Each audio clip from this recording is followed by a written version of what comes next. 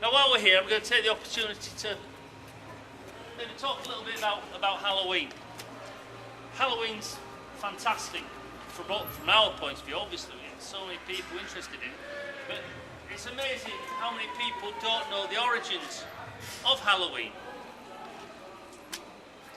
It's always easier to superimpose your beliefs on existing beliefs. And Halloween is a Christian name, really. The name Halloween means All Hallows Evening. The evening before All Hallows Day. All Hallows Day, All Saints Day. You got to come a bit closer.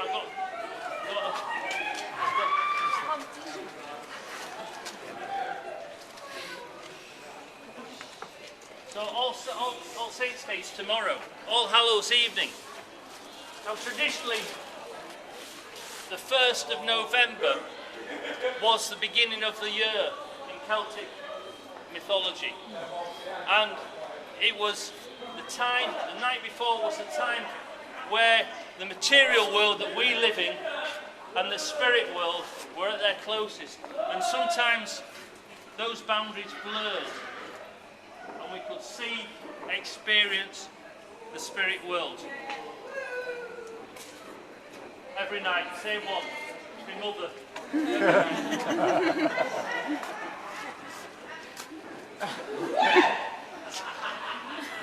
My dad. I've been doing ghost walks now for 30 odd years and it's always the same, it always makes me laugh. Because everyone thinks they're the first to do it. I'm going to make a funny noise here. Oh, never heard that before. So, it gets a little bit blurred. Now the Celtic tradition is called Samhain, and that's where they had this blurring of the living world and the spirit world. And on the 1st of November, a ceremonial bonfire that was lit the night before would be still burning. The people in their houses would extinguish all their fires to make the house cold and uninviting to the spirits.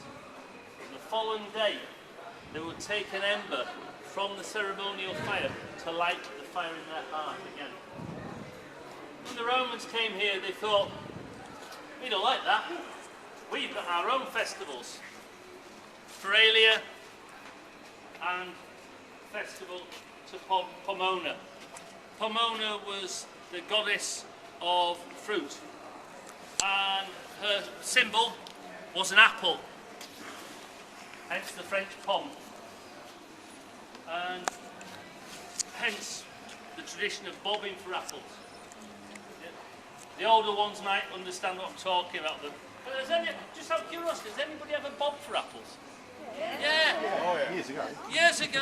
It's something that seems to, for those that don't know what it is, you get a bin or something to put the tub to put the apples in, and the apples float, and you put your hands behind your back and you try and get an apple out. It's great fun. You get a bit wet, it's great fun. So they used that and brought their own traditions to it. And then the Christians, they thought, we need to superimpose our religious beliefs on top of that. And that's where that came from. Very interesting. The bonfire has moved back 5 days to bonfire night. Still, that's where it comes from. But we've still got All Saints evening, All Hallows evening. Amazing things happen All Hallows evening. It's the time when witches, hobgoblins, all sorts roam the streets, and they'll get you. And the pagans, and indeed people in medieval times, believed that it was dangerous to go out after night, after dark, because people get these hobgoblins and witches and devils would all get you.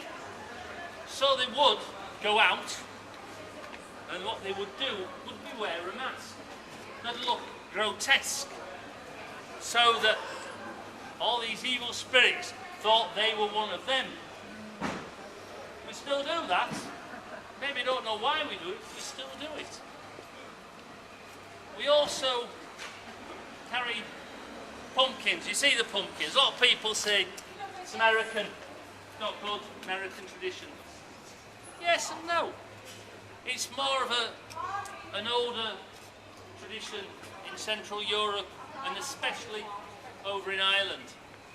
To tell the story about Jack, who was a swindler, a thief, not a nice man. One Halloween he got drunk and his soul was trying to escape his body and the devil saw it and came down to try and grab it.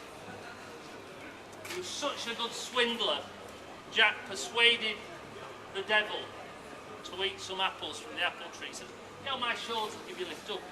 So the devil got up, got to the apple tree to get the apples. Jack threw a cross on the tree, the devil couldn't get down. So he made the devil promise to leave him alone until he died. Then he let the devil down and the devil went his way. When Jack died, soul went up to heaven.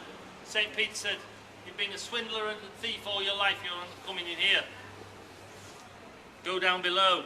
Went to the devil and the devil said, "You tricked me, you're not coming in here either." So he's left to wander the darkness for eternity. But the devil took pity on him, threw him a turnip and an ember from the fires of hell.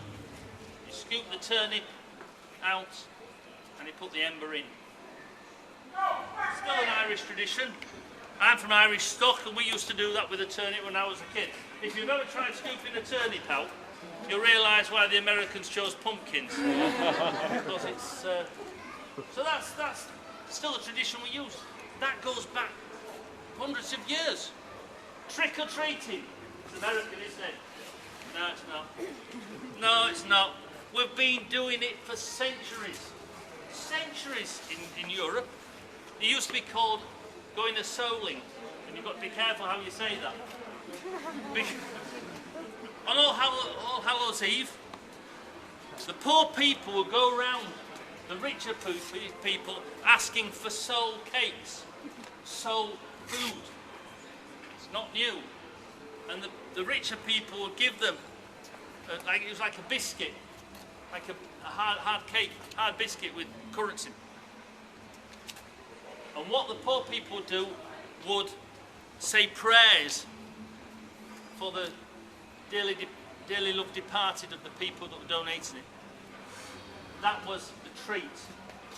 If they didn't get it, maybe a little bit of mayhem went on. But it was a tradition that came mainly from Central Europe centuries ago. And again, that's gone across to America with the people that emigrated across there, from Ireland, potato famine 1745, and from the Russian pogroms and the Eastern Europeans going across there. A lot of these traditions have actually got something. How many single women are there? Hands up. Come on, put your hands up. Look at all these single women. It's tonight's your lucky night. Because amazing things happen on Halloween. Single women, you might want to write this down. If you take a candle and go to a spring of water, you will, at midnight, you will see reflected in the water the image of your future husband. If you go with a glass with a broken egg in it and put the water in with the egg, you will not only see your future husband, you will see the image of your future children. Do you believe this? If you get an apple, apples keep on cropping up, don't they? If you peel a core and throw it over your left shoulder, it will fall and show the initial of the person you are to marry. If you go to sleep with a sixpence under your pillow, you will dream of the person you are going to marry. There is nothing for men. Sorry, nothing for men at all. Great, great traditions. 3 types of symbols connected with Halloween. We've got the symbols of death.